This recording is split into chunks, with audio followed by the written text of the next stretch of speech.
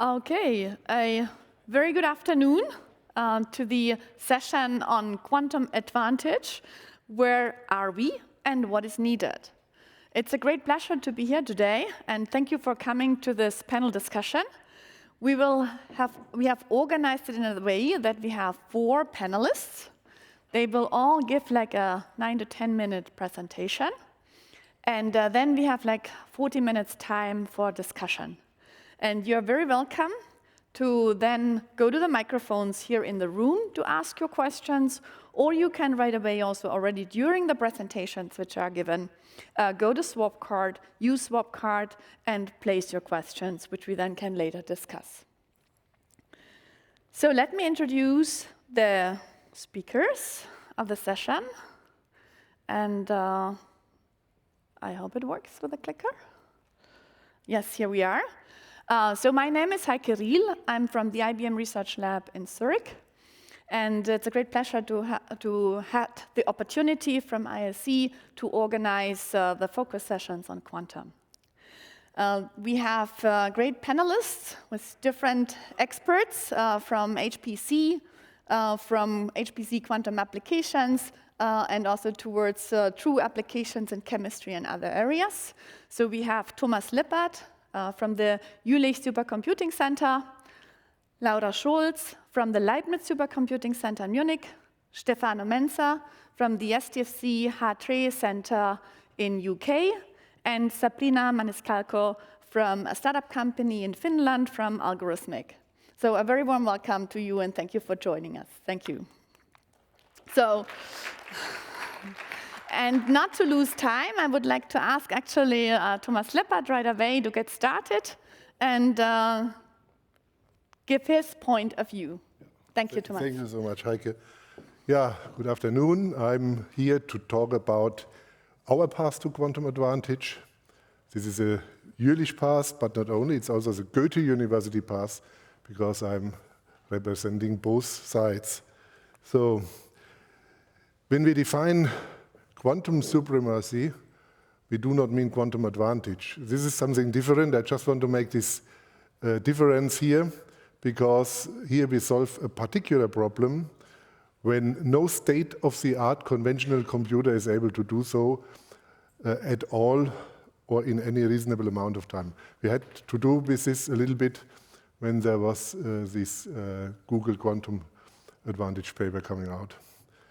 Concerning quantum supremacy paper coming out. Concerning quantum advantage, we think it's a quantum computer that is able to solve problems of practical usage significantly faster than state-of-the-art conventional computers. This is what I think we talk today about. When we talk about quantum utility, when this becomes useful, then the quantum computer is able to solve problems of practical usage significantly faster than any classical computer, CPUs, GPUs, of comparable size, weight, and power in similar environments. So this is a little bit, of course, more advanced than quantum advantage. Now, how to achieve quantum advantage? As I said, we do not mean the supremacy, but we believe that one can make the step towards quantum advantage starting today, asking the question, how can quantum computing benefit real applications? We think this is a first step to be made with quantum high-performance computing hybrid type of simulation, optimization, machine learning type of algorithms. Now, how do you realize such quantum computing HPC hybrid compute systems? We have the approach that we talk about the modular supercomputing architecture. And when can quantum computing benefit real applications? That's, of course, a question you all ask. That's a billion-dollar question. I have no idea when exactly this will happen. I hope soon. Now, why do we talk about modular supercomputing?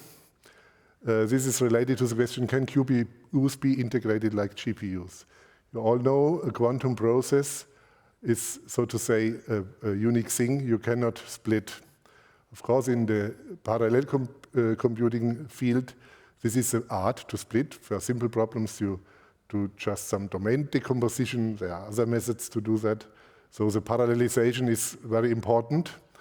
In the realm of QPUs, you have one thing to compute. You can, of course, double it, and you can do a sort of, let's say, classical parallelism, but you cannot do this quantum parallelism. There's a simple reason why this is so. You have in the normal digital computing world, in the classical world, you have additive tensor arithmetics, and in the quantum world, you have the multiplicative tensor arithmetics. You all know entanglement is represented in the 2-qubit case by states that cannot be represented as a product of single states. So that's actually the reason why we cannot distribute a QPU in a parallel computer. If we do and we have a coherent communication, it's again one QPU. So that's the reason why we go for the modular supercomputing architecture, which we invented in other contexts. We wanted to couple, let's say, parallel computers of the one provenience with that of the other one. Let's say a GPU cluster with a CPU cluster. But all the software technology we have developed with our friends in Europe, and especially also with the company Partec, turned out to be ideally suited also to couple a quantum computer front end with the HPC system. So we realize, in a sense, functional parallelism on a system level. Of course, one element is not parallel in a classical sense. In a classical sense, it's a scalar thing. In a quantum sense, of course, it represents quantum parallelism if you have a good algorithm. Now, at our place, we will do this with several machines. You know, we have since 2 years a D-Wave annealer. We will get very soon a quantum simulator from Pascal. We are about to get installed a quantum gate level machine from Electron, as well as a machine, a superconducting one from IQM, and several others, for instance, from the Open SuperQ project and QSolid project, but that's not the only one. So what is our mission? We want to establish a vendor-agnostic, comprehensive public quantum computer user infrastructure, which is, that's also actually the name of Jülich, integrated into our modular complex of supercomputers with a user-friendly and a peer-reviewed access, so like we do with supercomputing. The other activity I'm involved is in Frankfurt University. Here we have now made a contract with the company XITQ to install a small system. It's called Baby Diamond, and Baby Diamond is, of course, diamond-based system. Here we have another mission. We want really to investigate, as a computer science activity, the machine in its intestines, in its inner working, having access to all parameters of the machine. And to be honest, we want to test the machine. On the one hand, I personally want to test quantum mechanics with it. So there we also develop technologies that allow to couple machines, so that are concerned with compiling, that are concerned with runtime execution APIs. We are basing it on the OMPS system that's developed in Spain. We integrate these quantum activities, quantum functionalities within OMPS. Baby Diamond itself is an NV standard diamond system with 5 qubits. It will have a very new access technology, a simplified one. We want to separate, as I said, the engineering artifacts from physical features, and I think we also want to pioneer quantum computing in the German NHRs and Höchstleistungsrecheninfrastruktur. So I give just one example because I have 9 minutes, and I think I'm in the 8th minute, probably. Yeah, not too bad in that today. This is the tail assignment problem. This is a typical hybrid quantum computing activity where you use a Quaoar algorithm. Here in that case, we use also the annealer to compare with the results, and we find out scaling behavior of Quaoar on the emulator, but this will of course be the idealized case. That's one of the first algorithms we want to put on the quantum HPC system. And from our simulation, we already know you would not do this with Quaoar. You would have a variant of it in order to solve your problem. So that's the way we try to get towards quantum advantage. And when you look at these curves, at these 3 ones, so the advantage has been already, let's say, pushed from 10 to the minus 5 to 10 to the 0, so by 5 orders of magnitude. Yeah, so. Okay, what do? We bring together two worlds.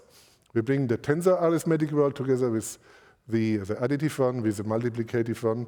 And you see this is a real puzzle, but the puzzle fits for the advantage with quantum computing. Thank you very much. 9 minutes. Thank you very much, Thomas. Very well done in good time. And I will hand over now to Laura. Laura from the Leibniz Supercomputing Centre. Please, Laura. Okay, so I just, that's yes, you just need to press the green button. obvious, isn't it? Okay, hello everyone, thank you. Yes, so I'm going to give you the Leibniz supercomputing perspective of integrating quantum acceleration into our supercomputing infrastructure, ours and writ large. So this is a classical picture that many of us are familiar with. Our HPC centers are stocked with multiple racks. This is an older picture of ours before some transition of systems. But this is our typical environment that we are all used to. We are used to multiple racks, all looking the same, fantastic cable management, we hope. We're for the cookie cutter pattern, standardizations, a level of maturity, system software stack, abstractions. This is the environment that we are used to in the HPC environment. Now, hold that thought for a second. I want to give a shout out to the Munich Quantum Valley. This is an initiative with, in Bavaria, the state of Bavaria, piped about 300 million into the local region. The state of Bavaria did, then additional, about another 200 million or so from federal. Brought all this into this ecosystem, really with this formed mission and premise to develop quantum technology utilizing the immense brain power that we have in our ecosystem from Max Planck, the Ludwig Maximilian University, Technical University, DLR, Fraunhofer, us, LRZ, under the flagship of BAEDW, and our friends at the Walter Meisner Institute for Extreme Temperature Cryogenics. Bringing all of that brain power together, we have the mission to develop 3 different types of technology: superconducting, ion trap, neutral atom. And this is really unique because we didn't start from the premise of 1, we started the premise of 3. And then the Leibniz Supercomputing Center has the mandate to bring those systems in, make them available for the users, for one, but then more importantly, to integrate them with HPC and to provide a usable, functional environment for the operations of the system and then for the use by our users. Now, this is right across the street from us at the Max Planck Institute for Quantum Optics. This is a quantum system by their definition, and you can imagine the first time that we as HPC Center went over and saw that, we thought, oh my goodness, that's pretty amazing. Obviously, that's not what they look like when they get to us, but this really kind of gives you an indication of where these communities are coming together. Phenomenal physicists, immense minds, computer scientists with decades-long experience for integrating and working with computers, so we need to bring this all together. Now, the reality of where we are at LRZ, we have several systems in our pipe, so we've got 7 either with us now or coming in very short order. So we've got 3 in the superconducting line. We have a 5 and a 20 qubit R&D system. We have a 20 qubit production system. We have an ion trap 20 system from AQT, and also the superconducting are from IQM. Next year, with a procurement I'll speak about in a moment, we'll be getting a 50 qubit system in, and then in 2 years' time, that'll be upgraded into a phase 2, at least 100 qubit, and then we'll also be receiving in a neutral atom system from our partners, Planck, which is a spin-out of Max Planck. So that brings me to this. Not only do we have an R&D environment, we call it the Quantum Integration Center, where it's a high-touch zone, where we bring these systems in, sometimes nascent in technology, where we study them, where we put telemetry on them to study the sensor, or excuse me, to create several sensors, to be able to study the function of the system within the operational parameters of a high-performance computing center. But then we also have where we put them straight out into the compute cube. So this is our QExa system, and it is, as you can see in the background there, it is in our compute floor. And this one is currently undergoing its final acceptance, and we look forward to firing this up very soon, and there'll be some hopefully great announcements for this coming very shortly. But this is a 20-qubit system, as I mentioned before, and we are hooking this up, as we're doing with the other systems, to our HPC environment.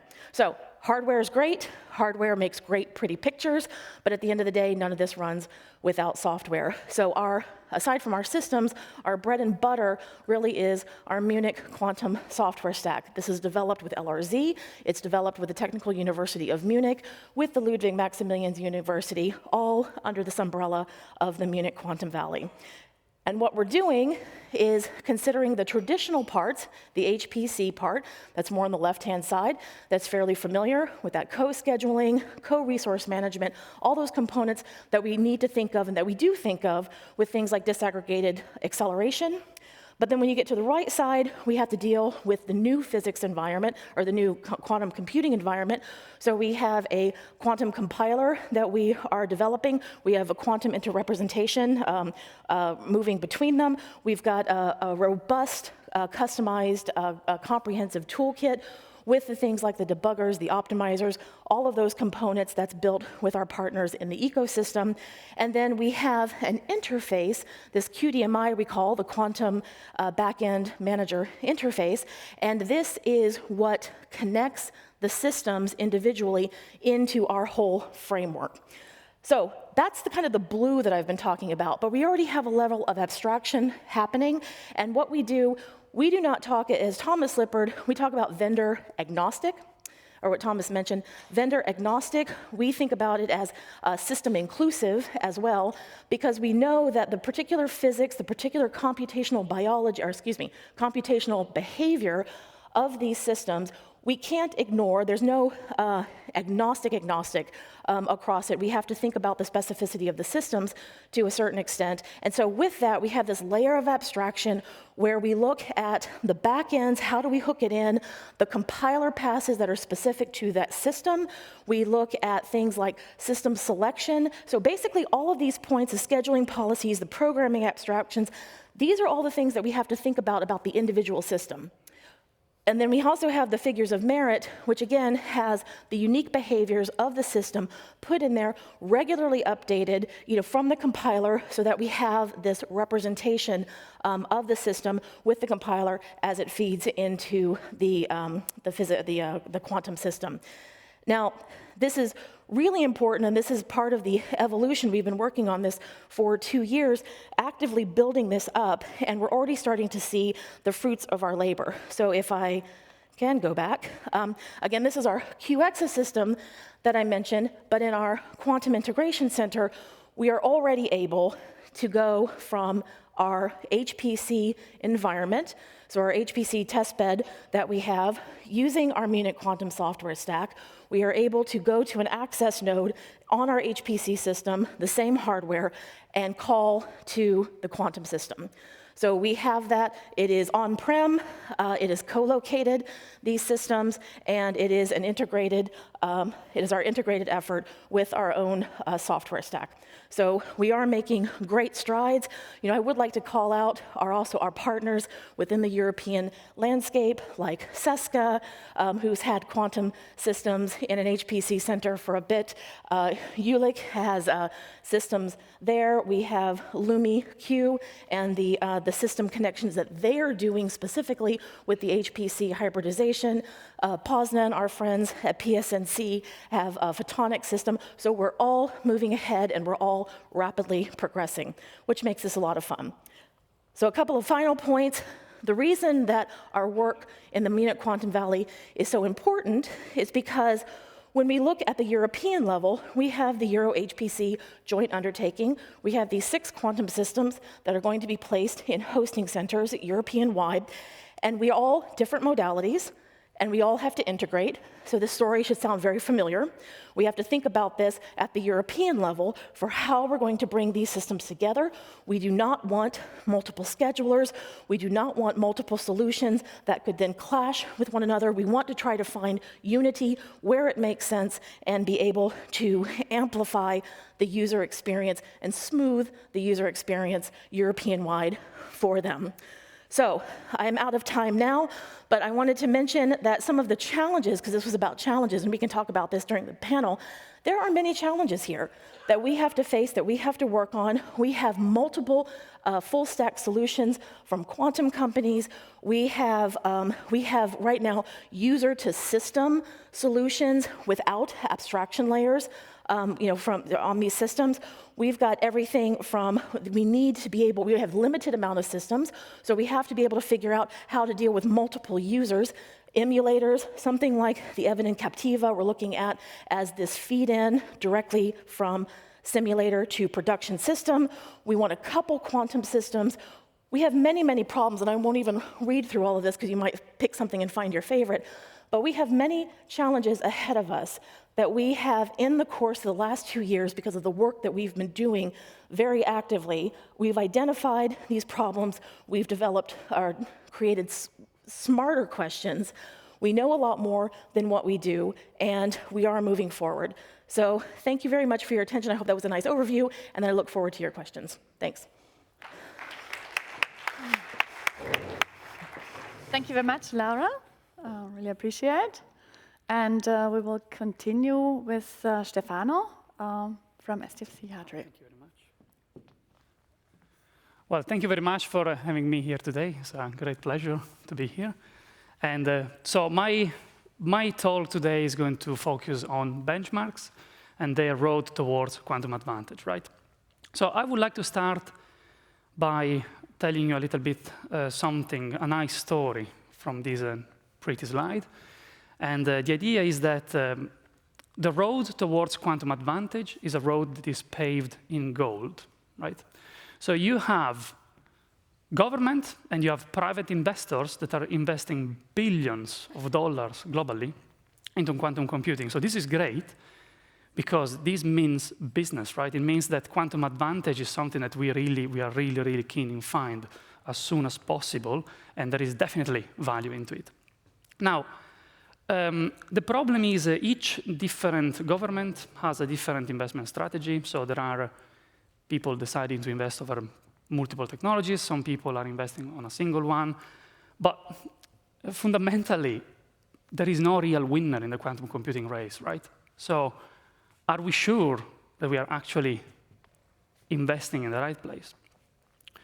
So the following point is this, right? So look at this slide, and this is just a snapshot about quantum computing providers and quantum software and quantum algorithm developers globally, right? So look at the choice. We are spoiled for choice, and I just put myself in the feet of an end user that is seeking quantum advantage for their application, and I look at this, and I'm just like appalled by the amount of choice, right? Because where am I going to invest? What am I going to do with my money, right? Are we sure that I'm actually investing in the right place? So we most certainly need to understand that without a universally accepted approach for assessing the performance of a quantum computer or quantum algorithm, there is the danger of allocating capital inefficiently. And this goes both ways. This is bad for the investors, and it's bad for the end users. So benchmarks are two things: a compelling financial need for investors and a compelling technological need for the user.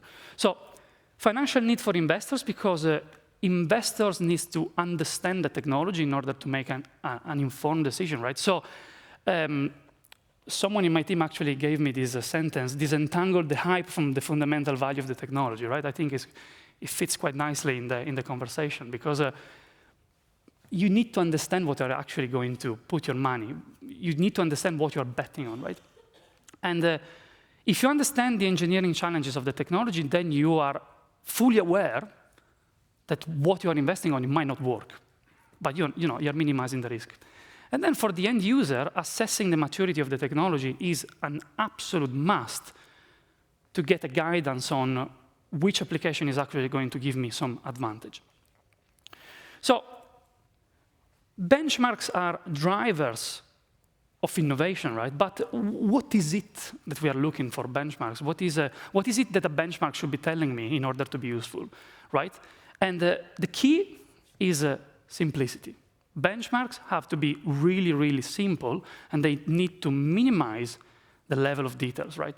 So the thing is, qubits are different, right? There are different qubits technology, and it's really, really difficult to compare different technologies with low-level details, right? So why don't just move away from the low level altogether? And why don't we have a holistic approach to benchmarks? Why don't we use metrics that actually gives us an insight on the device performance by taking into account different, more transferable properties? For example, fidelity, which is the quality of the results, the speed to which you get the result, and the scale of your simulation, right? That's something useful. So if you look at this pyramid on the left, so this one was taken from a seminal IBM paper, actually, and the top of the pyramid is precisely that, is an holistic approach to benchmarks. And then last but not least, but probably most importantly, it has to be platform independent. So for a benchmarks to be fair, it needs to be independent. And you need to detangle, right? You need to disengage your metric from technology quirks. So qubit connectivity, for example, because obviously different technologies have different connectivity, but also gate sets, right? So we do have holistic metrics. For example, we have the quantum volumes, we have the circuit layers operation per seconds, and we have the error per layers gates, right? The other side of the medal is that for an end user, rather than having a system benchmark, the end user really wants to see an application benchmark, right? So the end user wants to know how well does a system in performing a specific task. Now, for example, in this picture, I am showing you an example of volumetric benchmark, right? Which is not it's different from the quantum volume, but it builds on the same, on the same philosophy, right?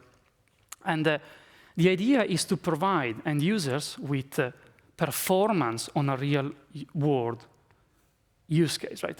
And then, of course, something that is, I believe there is incredible value in it, is benchmarks needs to be open and community-driven. And this is the only way to make it fair, right? Because otherwise, you get competing interests. Now, this is my final slide, but I think this is probably one of the most important. And what can we learn from other communities to make better benchmarks, right? And the answer is, well, the HPC community has been wrangling the problem for, several decades now. So, we can learn a few things, maybe a thing or two from the community. And the most important thing is we need standards. Standards needs to be a community effort, and we need to make sure that these are universally accepted and fair, right? So I don't know if you're familiar with the SPEC consortium, right? The SPEC consortium for HPC is a great example because it's a non-profit, and it establishes and maintains and endorses standardized benchmarks, right? We need to seek something like that. And okay, granted, I gave it a quick look around, but the only working group that I could find mentioned, and please tell me if I'm wrong, is the IEEE Standard Association Working Group, and they are currently working precisely on this matter, right? And then, last but not least, we need to understand what we are going to benchmark, right? And this is what really makes the difference, because in HPC, you are going to benchmark the compute performance, the memory, the interconnect, the scalability, the reliability, and the power, right? So I think we got right the compute performance with and the scalability and the reliability, right? But in my opinion, the biggest challenges, especially talking about coupled HPC quantum, are going to be the interconnect, which is going to be hard. Benchmarking how you distribute things on different QPUs and the HPC. So there is the need a standard for that, just like in HPC. Power is going to be another huge topic, just like we have a green 500, where we need a green something for quantum. And memory, I mean, we don't even have memory on quantum computers yet, right? So, but sooner or later, hopefully soon, it's going to come out, right? So we really need to benchmark that. So, and to conclude, and this is an open question and perhaps a poke to the community, is do we really need something like the quantum link pack, right? Is it a good idea having a metric like that? Well, I don't know, you all have your opinions, I have mine, and I think the problem of the top 500 benchmarks is that it's not really realistic, right? Because, I mean, yeah, you know that your car can go up to 260, but on a normal road, we'll never do that, right? So we really need to find benchmarks that are realistic. Now, with no time to spare, I am going to leave, and thank you very much for listening my talk. Yeah, almost by the second. Thank you very much, Stefano. Really, almost by the second. Thank you very much. And so let me then bring to the stage Sabrina from Algorithmiq, who talks more about the applications part. Thank you. Very much. It's really a pleasure to be here. I'm Sabrina Maniscalco, CEO and co-founder of Algorithmiq. Algorithmiq is a quantum software company focusing specifically on life sciences. And I'm going to show some examples of applications that nowadays can be done specifically focusing on combining QPUs, so quantum processors, and HPCs. The very first concept I want to bring to you has to do with the fact that very often the HPCs and quantum computers are seen almost as antagonists in the sense that we can use, for example, tensor network methods to simulate quantum systems. And this, is, of course, is very important for benchmarking. But what we are interested in is bringing these two together. And the quantum-centric supercomputing is an idea and a concept, for example, brought forward by IBM, and that in our case has really a very important meaning and role, because what we do has to specifically, is specifically focused on this interface between the quantum computer and the HPC. And we develop techniques that are able to measure or extract information from the quantum computers in a way that allows to optimize the efficiency in terms of number of measurements. This eventually corresponds to a smaller, shorter hold time overall, and also allows to optimize the information that you extract from the quantum computer, and importantly, allows in post-processing, so on the HPC, to perform a number of operations, such as what I will be talking about, that is mitigating errors. So because we do know that nowadays computers of today are subjected to errors that come from every sort of imperfections. So one of the techniques that we have developed is a technique for which, I will not go in the details, don't worry, of all this graph here, of this plot, but the important point is that techniques, so the tensor network error mitigation method that we have developed, works fully in post-processing to cancel the errors of the quantum computers. And I want to give you some examples of how this works and to which extent we can use it for interesting analysis and simulations. So a key message here is really that as the quantum computers become more and more reliable, so their error rates become smaller, the overhead on the classical computer becomes also smaller and smaller. So we need less HPC power, if you want. And one important point to notice here is that generally, when we think in terms of the number of repetitions, or number of measurements, or sampling overhead, as we call it, of experiments, this is one of the key quantities, how this one of the key and most important messages is how this quantity scales with the circuit area, so with the number of qubits multiplied by the depth of the circuits. And the tensor network error mitigation method is optimal in this sense. So this means basically that if you think in terms of a really fundamental lower bound that is really requested by quantum physics itself, this type of error mitigation method satisfies this bound. So allows to, in a way, minimize the overall hold time by minimizing the number of repetitions that you need to perform. And now I want to give you 2 examples of how we can use error mitigation to do useful calculations and useful experiments that are interesting to the scientific community, and in particular, how we do it combining QPUs and HPCs.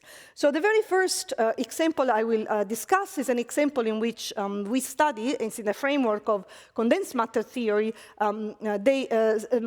systems that are, in particular, thermalization of systems of finite size. So this is so-called Floquet many-body dynamics, and I will not go in the details of how mathematically this is solved, but the important point is that it is a playground to understand exotic phases of matter. And there is a whole community studying this type of problems in condensed matter physics.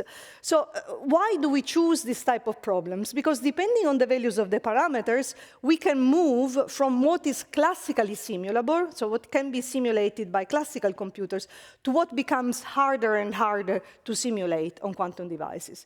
And now this plot that you see here is really an experimental result. So this is an application in which we use an IBM quantum computer and an Eagle device. This is an example where we have 50 qubits and 98 layers of CNOT, so overall 2,400 over 2,400 entangling gates, and we calculate a certain quantity, so-called infinite temperature correlation function. Now, what you see in this plot is what ideally one should observe. And in particular, you would see the ideal result would be a line of the equal to 1 of the correlation function. But instead, because of the presence of errors, you observe this decay. So the dots decay very quickly. And in particular, if you look at the last point, specifically close to 50, you see a point that is almost indistinguishable from 0. Nonetheless, error mitigation techniques allow to restore, really within 3 sigma, the value that should be expected. So the message here is, even in cases of complex dynamics and of let's say, large-scale experiment, in presence of noise, we can actually reobtain the expected values via error mitigation techniques. And the second experiment, these are all experiments done in collaboration with IBM and Trinity College Dublin, in particular a group of Ivano Tavernelli, the team of Abhinav Kandala, and the team of Professor John Gould. So you see a step beyond, in which we go, we even complicate further by describing circuits which are so-called non-Clifford. The non-Clifford circuits are circuits that cannot be simulated classically. And once again, we observe the same tendency. We can remove the noise and go back to the expected behavior. And this allows us to somehow reason in terms of what could it be quantum advantage, how we can think in terms of quantum advantage. And in this plot, I show you what are the expected, if I fix resources, so if I give you a certain circuit size, a certain power, a certain memory, and a certain amount of time, and I fix the error that I want to achieve, I can compare what purely classical techniques like state vector simulations and tensor network methods can do with what instead error mitigation can do in regimes where we have at least 100 qubits and 100 layers of CNOT. So this is to say that one of the ways of introducing benchmarks is really by fixing the amount of resources and say, okay, if I give you a fixed amount of resources, classical and quantum, what can you obtain?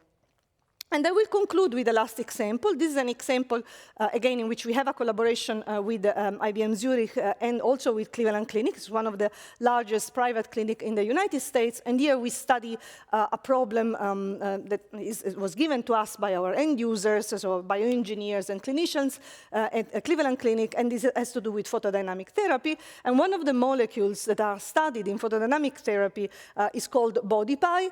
And here I'm showing you a small proof of principle experiment where we determine some of the properties of this molecule, of BodyPi, and in particular, certain excitation energy.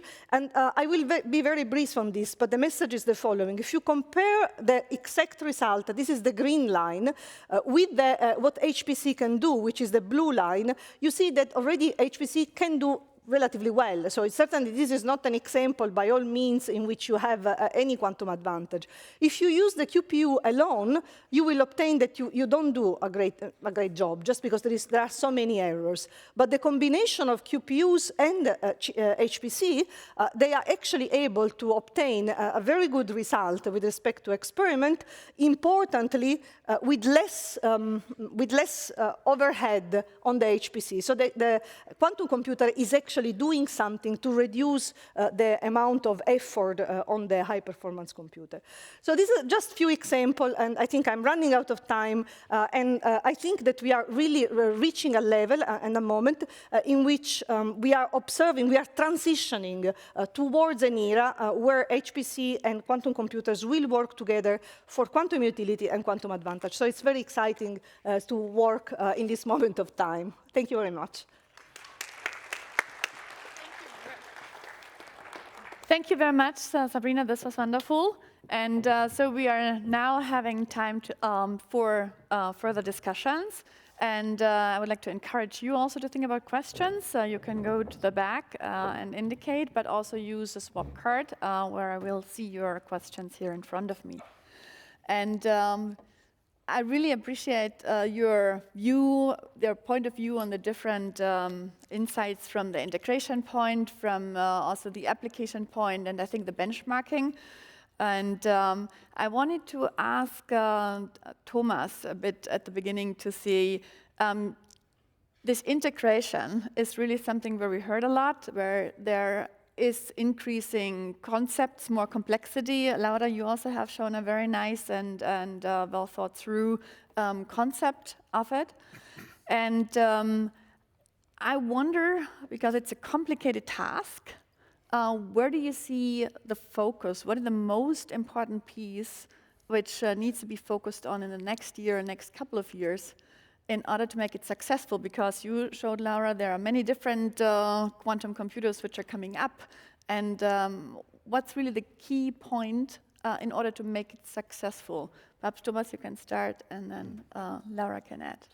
Yeah, I think there's, first of all, to clarify that quantum applications and quantum algorithms should indeed be formulated in a hardware-independent manner. This is part of the standardization efforts somehow, and then we can concentrate on implementing the different APIs for execution, as well as the compilers for the specific endpoints, specific quantum hardware. If we talk about the direct access, that's not the most important point to discuss. We talk here about HPC and quantum applications, so the hybrid quantum applications. In that case, of course, it's important to have a concept that is, first of all, easy to realize. And as I said before, the modular concept is a concept that has exactly all these ingredients, like the execution API for a specific quantum computer incorporated, as well as, of course, the compile chain mechanisms that you have these two, let's say, separated systems, the quantum program and the HPC program, and finally allows you to, as a user who does not want to deal with that, to concentrate on your HPC application. So if you have a pure quantum application like an optimization, that's one thing, or even on some quantum HPC or quantum HPC hybrid algorithm like the QAOA, without concentrating on the specifics of the quantum computer. That's one field of application, and I think one has to concentrate on this if you are talking about an infrastructure. If you're talking about the question of investigating a machine, of course you have to do much more. Then it's important that you allow in your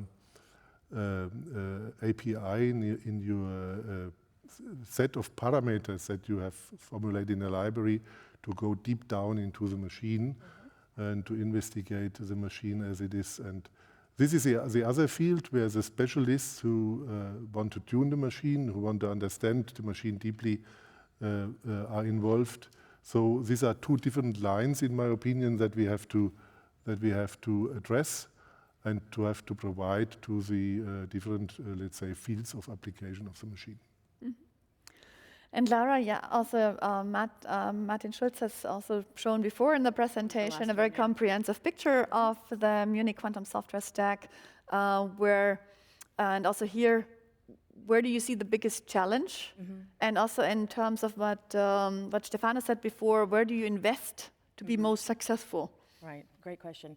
So one of the principal things, I mean, when we talk about these various systems, it would not behoove us to pick a particular system and to run with it and to optimize it. We see continuously there are just leaps and bounds with these technologies, and some are going to be good for some things and some are going to be excel in other areas. So bringing them together and utilizing them in a common framework is genuinely important. And this is something, I don't even call it a challenge anymore, because in the last year in particular, we've made a lot of great headway, going out and working specifically with the companies, pulling them in. We have this event series we call the European Quantum Systems and Software Summit, where we have consistently brought together the HPC centers, the vendors, and we really work to think particularly about just how thick should your firmware be? What is your solution? We realize that you're developing a software stack solution that's specific to your environment, and that's understandable at this point.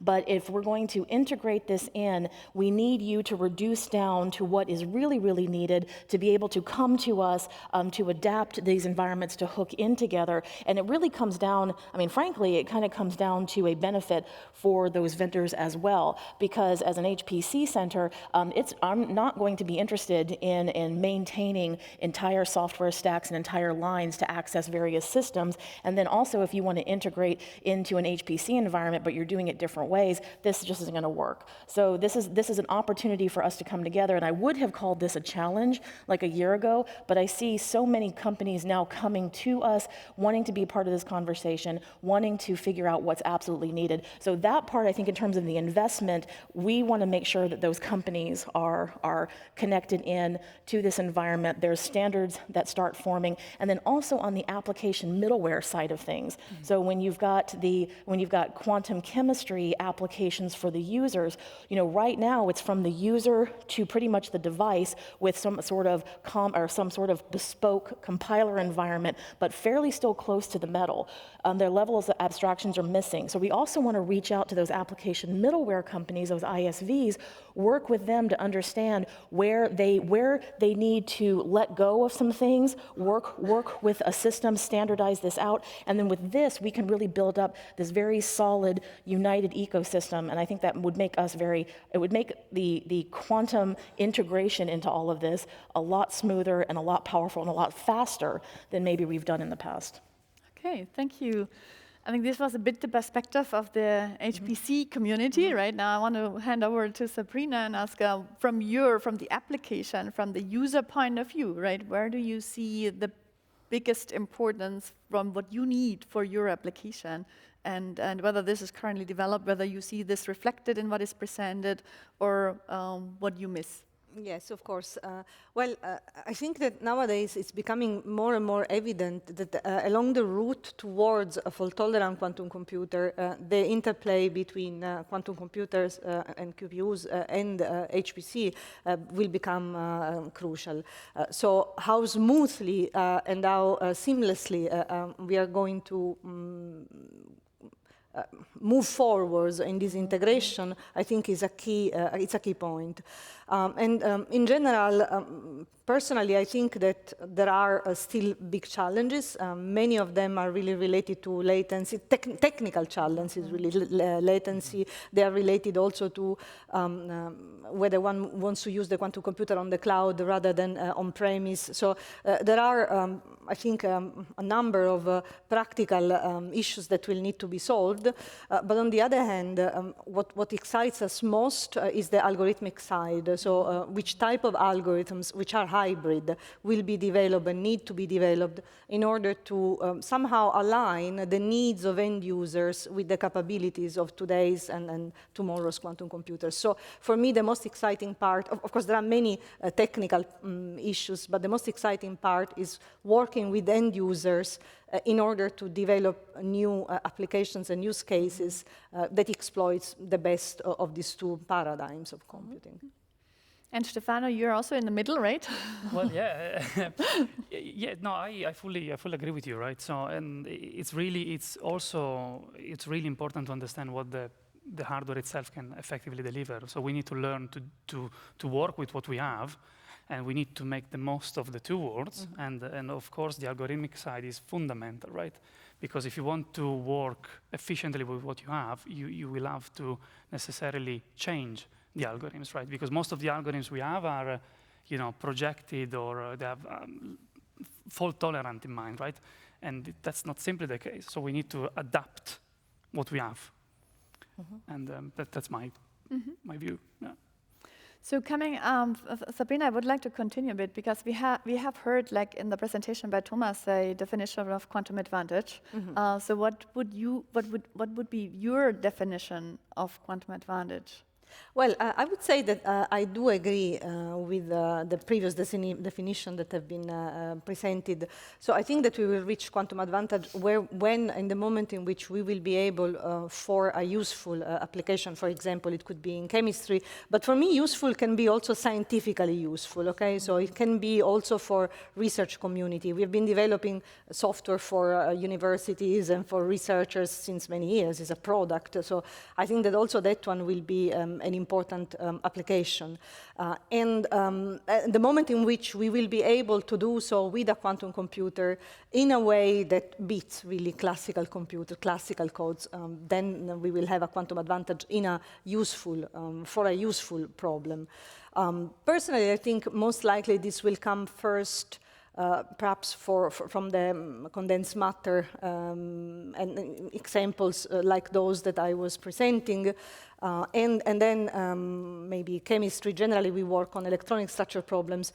Probably the one that will be most impactful commercially will be more the chemistry, will be most likely the chemistry applications that, of course, they touch upon many, many industries, not just life sciences, which is our case, but for energy, for batteries, and so on and so forth. So, but maybe that will be first a scientifically quantum advantage, useful quantum advantage, and then a commercial quantum advantage. I think that there may be different time scales there. So that's a bit the quantum utility coming up right now, where there is already like this the usefulness for the research, for the science, where there is also the collaboration ongoing between how they competing with each other in a friendly way, of the classical approximation side with using quantum computers for specific problems. I think we are already in the quantum utility era, and I also think that this is particularly exciting because whenever you have this competition between two paradigms, there is always a faster development of both. So I see this as a really, really interesting moment in which this is happening.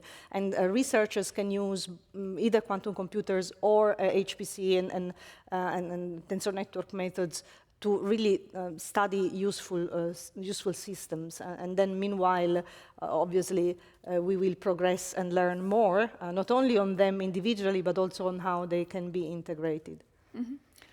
So you mentioned also the error mitigation and error correction part, right? And I think, I mean, for me personally, I found this very interesting on all the different levels, the innovation and the improvements, which is happening on a very dynamic and very fast level. And error mitigation, obviously, is also a very big thing in order to improve and to come up with noise-free results which are already relevant. So perhaps you can elaborate a bit on that part of what is happening, because that may be for many of us here also, or many newer and not who are not so deeply working on quantum computing yet. Of course, yes. So the major difference between the existing quantum computers, the near-term quantum computers, and the paradigm, the fully error-corrected fault-tolerant quantum computer, is really in the fact that in the near-term quantum computers, we use qubits, the physical qubits, to perform operations. Obviously, we introduce errors, and we need to mitigate errors. And there are a number of error mitigation methods. I presented our own, but it's not the only one. And actually, there is a very, I think, useful competition among startups and also, of course, with research groups and companies on the development of the most efficient modality for error mitigation. So this is the situations in which we are now, and with error mitigation, we can recover some of the information which is partly lost inside the quantum computer. Along the way, and I think it will be a smooth transition, we will reach a different paradigm, that is the one of error corrections, in which the qubits are actually free from any errors. This as an overhead in terms of additional qubit. In order to have error-corrected quantum computers, we need many, many more qubits, say thousands of qubits for one so-called logical qubit that is free of errors. So the overhead is significant, and there is progress, incredible progress, I would say. I also think the transition will be smooth, so there will be a moment in which we will still be using, I believe, partly the physical qubits with error mitigation and partly some error-corrected in the, let's say, fault-tolerant paradigm qubits. And I think that, I believe that the timescales most likely are such that quantum advantage can be reached before the fault-tolerant era. And then, however, the most I would say large-scale applications of quantum computers, the most complex application of quantum computers, those that will be, I think, a deeply changing industry, will very likely come in the fault-tolerant era. So, but we will. It's very hard to make predictions. Certainly, the progress has been tremendous. Yeah, then I think we continue to the topic of benchmarking, because I heard this actually here at the conference quite a lot, starting already, of course, on Monday with the top 500, where benchmarking is very, very important. And then also the discussion around quantum, there's more benchmarking needed. And Stefano, you made a very nice statement on the benchmarking, right? And so it's important to benchmark, it's important to standardize, but it's also important to find the right time, and this will be also evolving. Perhaps you can both, all of you, give your kind of view on benchmarking and the importance and when is the right time. And Stefano, you already have started. So what do you think is right now the biggest part in the benchmarking to be done? Well, I think everyone needs actually to agree on what to benchmark, right? And this is problem number one, right? Because yeah, there are metrics that have been accepted, like quantum volume, right? So the quantum volume has been accepted as to be what you actually use to benchmark a system, right? But I believe there has not. I mean, probably more can be done to find more metrics that are more inclusive. I would say probably inclusivity is probably the right term. I would like to see more working groups on the matter. It would be nice. Probably there are. Don't get me wrong. I admittedly I do have a narrow field of view on the matter, right? But certainly, if we want to get it right in the immediate term, we really need to sit together, and we need to understand what is that we want to benchmark. But as I told you before, I really believe it will be pointless to have benchmarks like the Lippert benchmark, right? We really need to benchmark something that is concrete. And also, sorry, and then I'll shut up. But if we take a snapshot of the devices that we have now, the snapshot in 6 months' time may be very, very different. And this is also one of the reasons why you don't want to use low-level details. Because these low-level details change every other week, right? Maybe not every other week, but fairly soon. So I'm making a bit of a provocative statement to the supercomputing community here. Because Lippert is used as a benchmark, but is it for the HPC community still the right benchmark? Or is it already also there something where benchmarking is not so clear because of all these new tools coming in?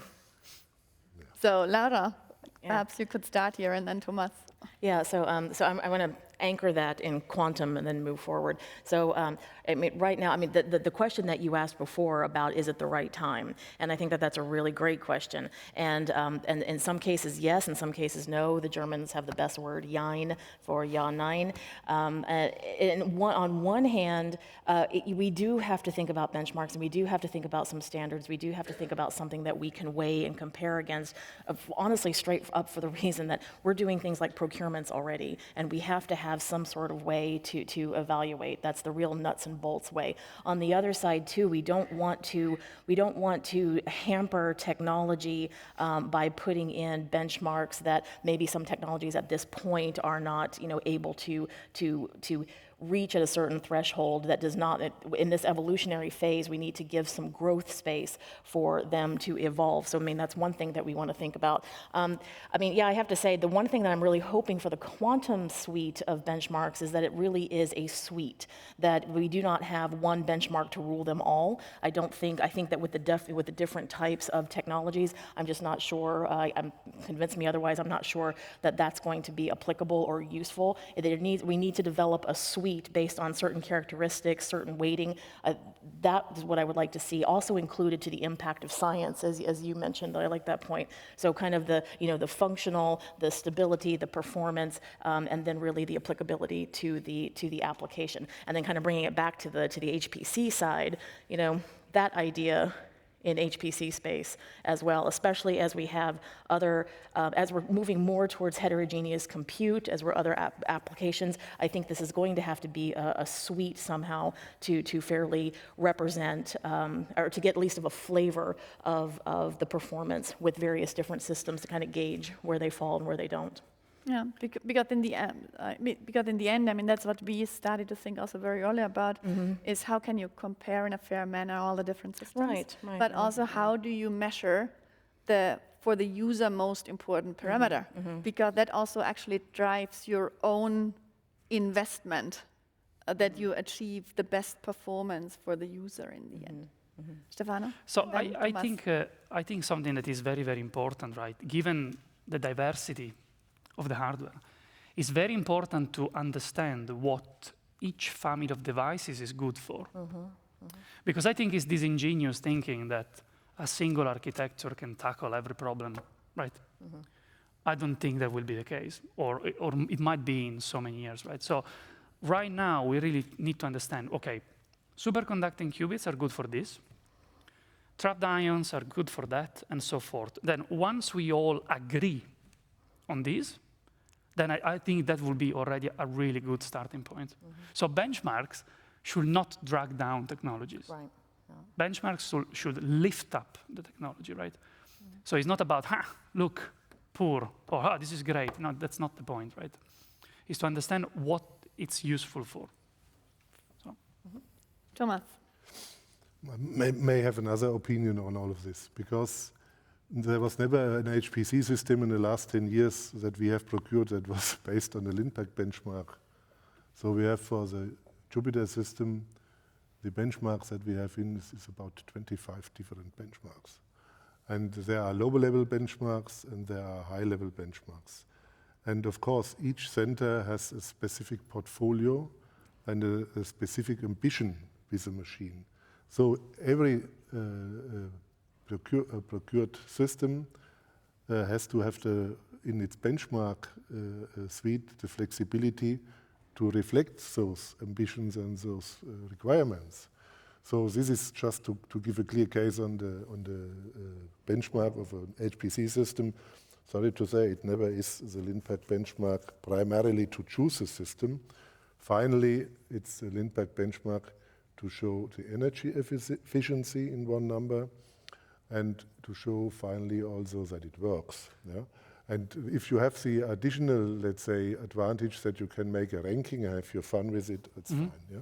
But that's more a fun aspect of it, and that we have come together here for the supercomputing conference. We are not at all as far with quantum computing. Yeah? So for me, procuring quantum computers, the benchmark is to choose if a system has a little bit of a functionality at all, yeah, to be very honest, yeah, to represent a cosine function when it should be, on an ideal simulated quantum system, it should be a cosine function. And then the deviations from that give us a feeling what such a system can do. This is today benchmarking. Today talking about benchmark suites, one can do that. I think we are at a very early stage of technological maturity levels so that we cannot really define this, so to say, in a universal manner. We can try to have our different approaches to the different, you mentioned that, we have different technologies, so we have to also to investigate in order to compare, let's say, ion-based systems. We have to have a sort of approaching a standard for that, yes? And this is low-level benchmarks, in my opinion. High-level benchmarks, I'm sorry, I don't think that it makes sense today to talk so much about high-level benchmarks. Sorry, yeah, just kind of a point to that. So yes, of course, there are benchmark suites for every system. If you only have one benchmark, I'm not sure what you're doing.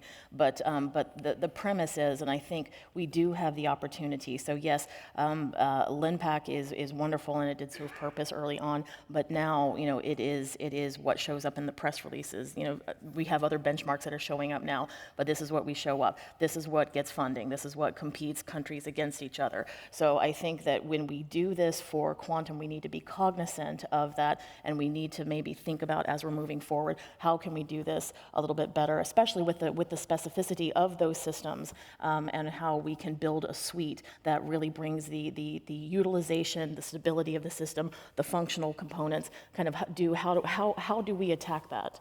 And I think that that's an important component. I think the points you mentioned are interesting because you see that these are important for the funding organizations, for the countries, etc., right? And show the performance. Then Sabrina, you mentioned in your presentation also the 100 times 100 kind of as a possible benchmark, right? Perhaps you can elaborate a bit on this one. Sorry. Like if you can elaborate a bit on this one, because in principle it's a compute capability where you try to figure out what type of problem can you solve with it, right? Absolutely. Yes. So 2 points related to that slide and the 100 by 100 challenge.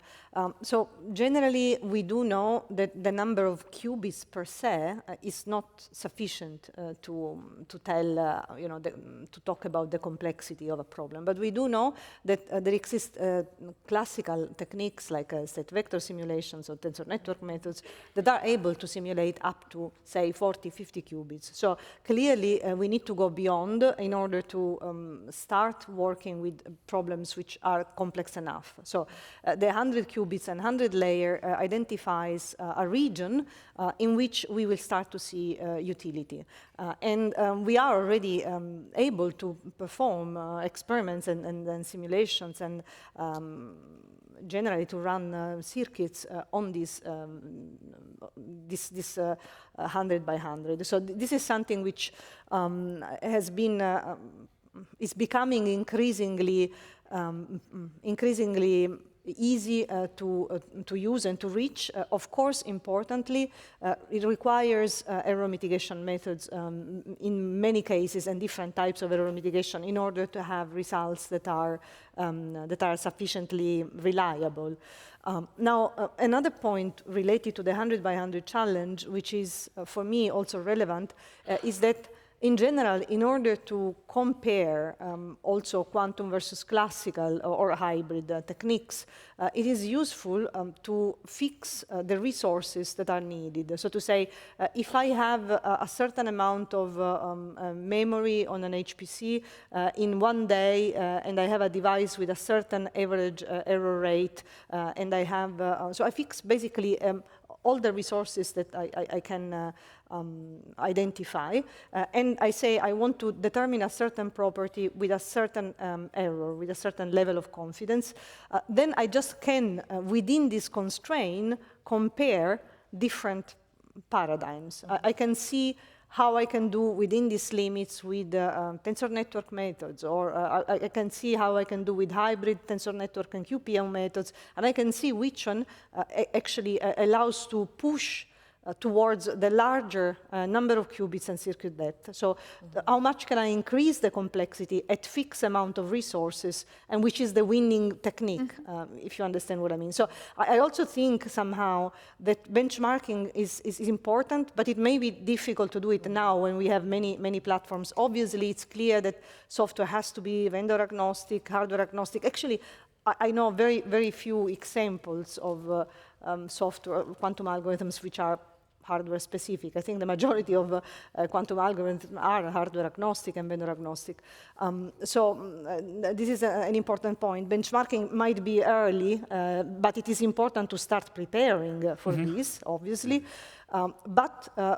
Comparing the degree to which you can push the complexity of an experiment in terms of number of qubits and number of layers at parity when fixing the resources is a way of comparing, definitely. So in this sense, I think that this is for us, it's a way of benchmarking as well, as a way of showing, of course, without specifying the structure of the problem, which techniques allows to perform the best calculations.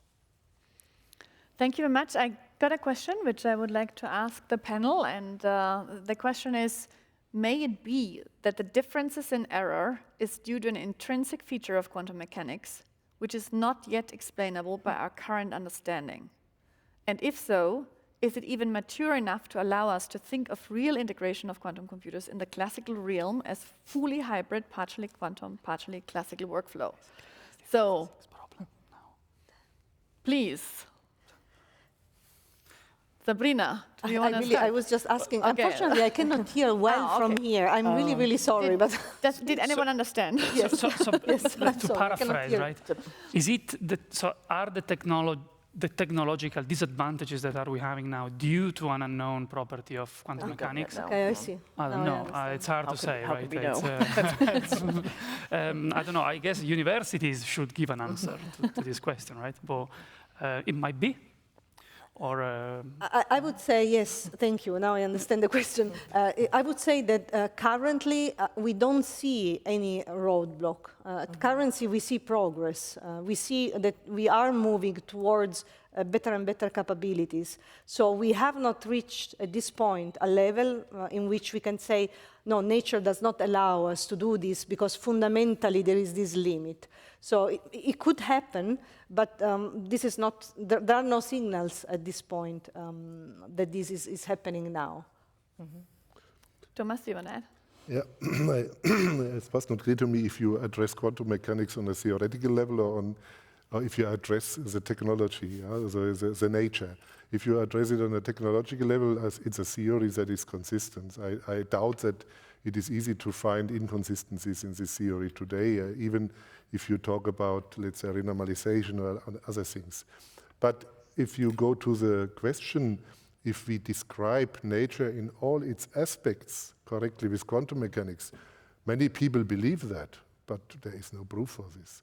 So there might be surprises to come, the better the technology becomes.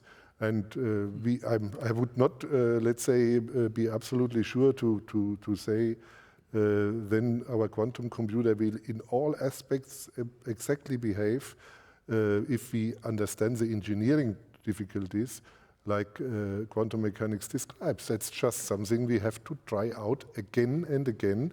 And this is exactly the principle of physics, where you have the experimental duty to look. Even if you believe absolutely in the correctness of the theory, you have still to look what's going on here, and maybe you find something new, maybe not. Yeah. Okay, that's my answer to this. Are there further questions from the room here? We have like a few minutes left. I don't see any. So then I would actually like to ask you, Lara, you were mentioning also the talent. And I think you had some really very nice pictures with these optical tables, which are full of real lenses and stuff, right? So bringing this now in a HPC center, what new skills does it require in your center to deal with these things? Oh, that's a really good question. So, to clarify, we're not bringing optical tables into an HPC center. So we're bringing evolved form factors. But that's a really good question because again, these systems are used to having physicists build them, take care of them. When you come into an HPC environment and you've got the multiple different modalities, we can't have. Those folks are unicorns, and they're not going to really find the right space in an HPC center. So what I'm looking at, and honestly, this has been a bit of an experiment. We're bringing these systems in, and purposely, I have an amazing old school HPC system administrator, and he has a physics master's, I think, and he's looking at how far he can get with his knowledge and his background, his experience, and what's missing. And so we're documenting all of that, but then we also have a theoretical and an experimental physicist on staff, and we're looking at where their sweet spot is and all. So as we're bringing these communities together, we have to bring an assembly of people. So when we talk about multidisciplinary or interdisciplinary, isn't it nice and isn't it lovely? No, in order for this to happen, this is an absolute mandate, and so we have to bring from the physics community, the computer science, engineering, mathematics, a very diverse group of people, because this is a challenging problem that we have to attack from many different perspectives, and we've already seen that within the Munich Quantum Valley, within my own team, frankly, and so as we're figuring out how we skill up folks that are coming from a lateral field in, we really have to pay very close attention. So that's really honestly a call that I want to make too, for centers that are bringing systems in, we need to come together and basically collect this information and then devise programs, specifically to kind of address that middle ground and skill set these people up. So we are actually, thank you very much for all your answers. We are almost at the end. Before we stop, I would like to ask everyone a quick answer on the question, where will we be in 5 years with quantum? Well, I think in 5 years we will have commercially useful quantum advantage, and so we will be at a new place when it comes to technology which combines quantum and HPC. I think in 5 years we will really, to quote you, I agree with that. So I think we will really see early signs of actual usefulness, right? And fields of usefulness, right? Machine learning, chemistry, whatever. I hope we will have the first machines with error correction. I'm sure that in 5 years the quantum annealing technologies will be much better than they are today. But I believe that the error correction will be a breakthrough then.